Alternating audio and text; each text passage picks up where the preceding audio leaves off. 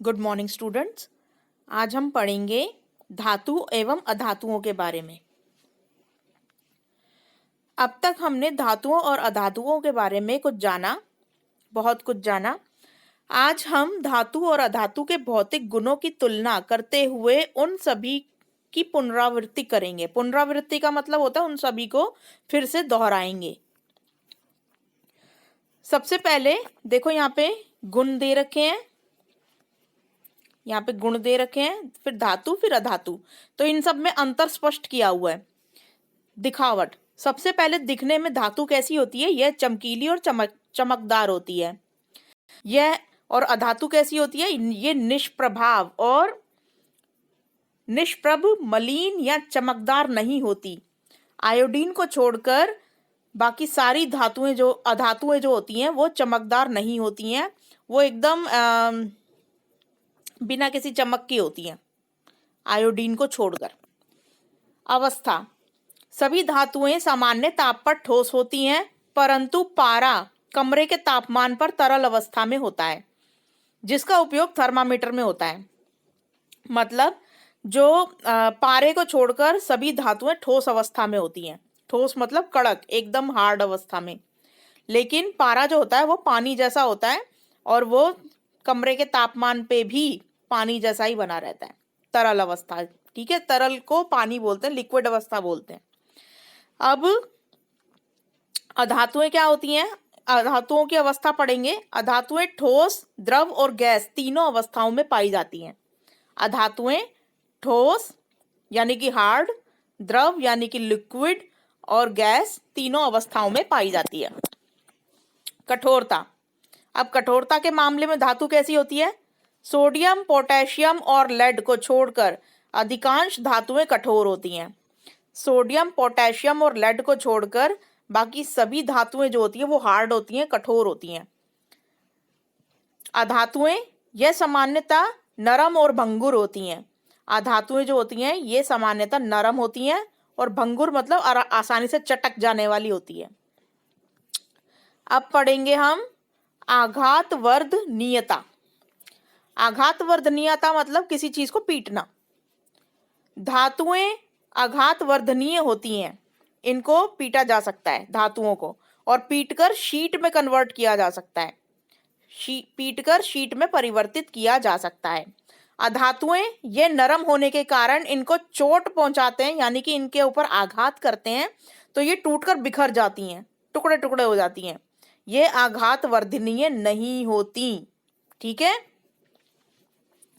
तन्यता, खींचकर तारों में परिवर्तित करना। तन्यता का मतलब होता है किसी चीज को खींचकर तारों में परिवर्तित कर देना।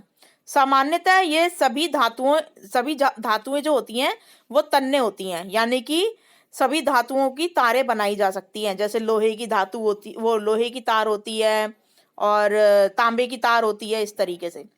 और अधातुएं, अब अधातुओं के बारे में पढ़ेंगे। ये तन्यता का गुण इनमें नहीं होता है। जैसे कि हमने ऊपर देखा कि इनको पीट भी नहीं सकते हैं, क्योंकि इनकी शीट बनाने के चक्कर में अगर हम इनको जरा सा भी आघात पहुंचाएंगे तो ये बिखर जाती हैं, टुकड़े टुकड़े हो जाती हैं। ऐसे ही इनकी तार भी नहीं बन सकती है भाई। ठीक है, अधातुओं की। नेक्स्ट है चालकता। धातुएं ऊष्मा और विद्युत की सुचालक होती हैं।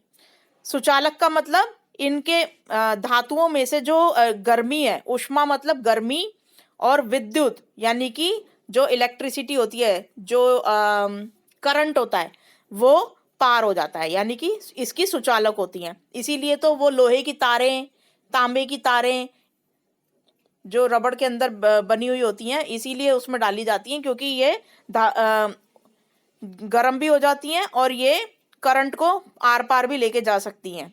ठीक है बच्चों, इसलिए इनके जो धातुएं होती हैं ये करंट की सुचालक होती हैं, यानी कि इसके अंदर से करंट जा सकता है। अब अधातुएं जो होती हैं ये ऊष्मा और विद्युत की कुचालक होती हैं। अधातुएं जो होती हैं वो उसमें से हीट भी पास नहीं हो सकती है और करंट भी पास नहीं हो सकता है। ठीक है, तो ये कुचालक होती हैं इन दोनों की। ध्वनिक, ये ध्वनिक होती हैं।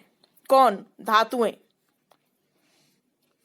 धातुएं ध्वनिक होती हैं, जिसकी वजह से घंटियों की आवाज जो है वो धातु में एक मिनट, ये ध्वनिक होती हैं।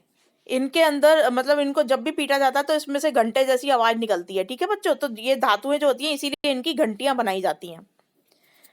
ये ध्वनिक नहीं होती, अधातु जो होती है वो ध्वनिक नहीं होती है।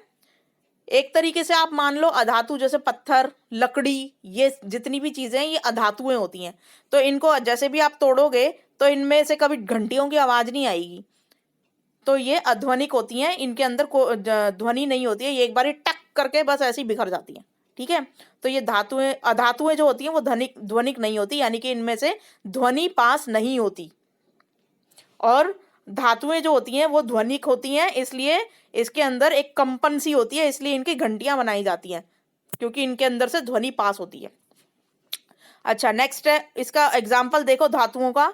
लोहा, सोना, copper, aluminium, magnesium, silver, sodium, calcium, ये सब धातुएं हैं।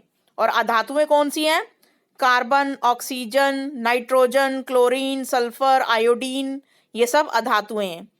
अब हम यहाँ पे इसके क्वेश्चन आंसर करेंगे। दो धातुओं के नाम लिखिए जिन्हें चाकू से काटा जा सकता है। ऊपर हमने पढ़ा था किनको चाकुओं से काटा जा सकता है, यहाँ देखिए,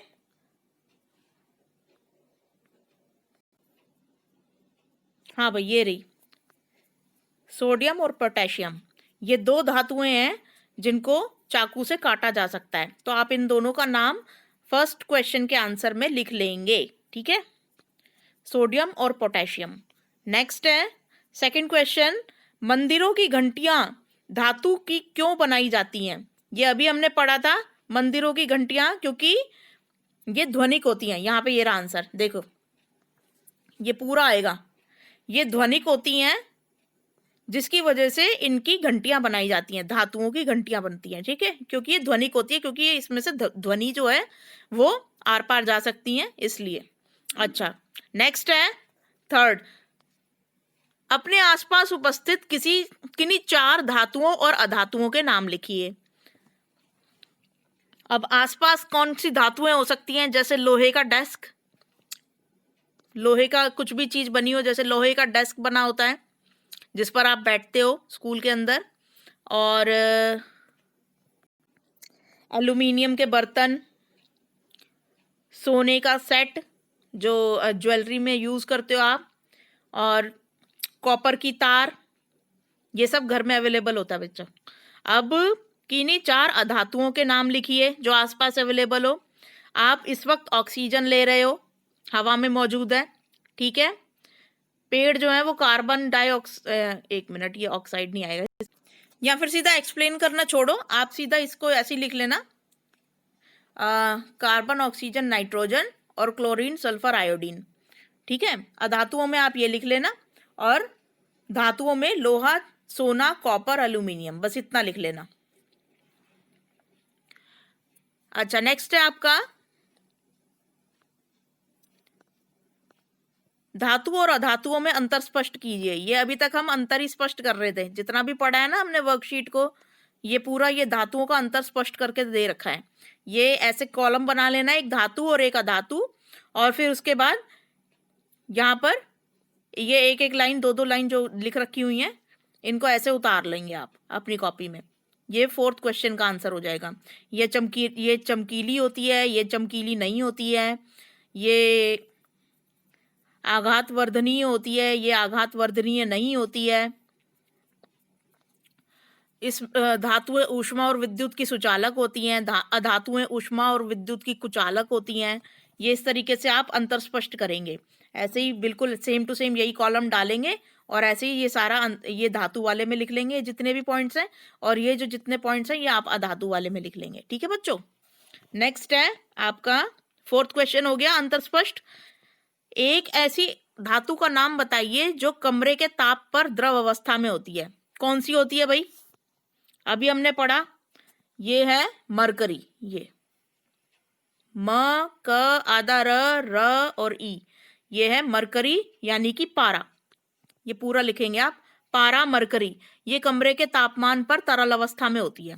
ठीक है, और अगर किसी को जैसे थर्ड क्वेश्चन समझ में नहीं आया तो एक बार फिर से बता रही हूं मैं, थर्ड वाला, कि अपने आसपास उपस्थित किन्हीं 4 धातुओं और अधातुओं के नाम लिखिए। तो ये उदाहरण के लिए यहाँ पे दे रखे हैं ना ये 4 धातुओं के नाम, तो ये यहाँ तक आप लिख लेंगे, एल्यूमिनियम तक। लोहे से लेकर लोहा, सोना, कॉपर और एल्यूमिनियम ये धातु हो गई, और अधातु जो है ये कार्बन, ऑक्सीजन, नाइट्रोजन और क्लोरीन। इनमें से कोई 4 ये यहाँ से उतार लेना और कोई 4 यहाँ से उतार लेना। ठीक है, तो ये थर्ड क्वेश्चन का आंसर हो जाएगा। आई होप आज की वर्कशीट आपको समझ में आई होगी बच्चों। Thank you.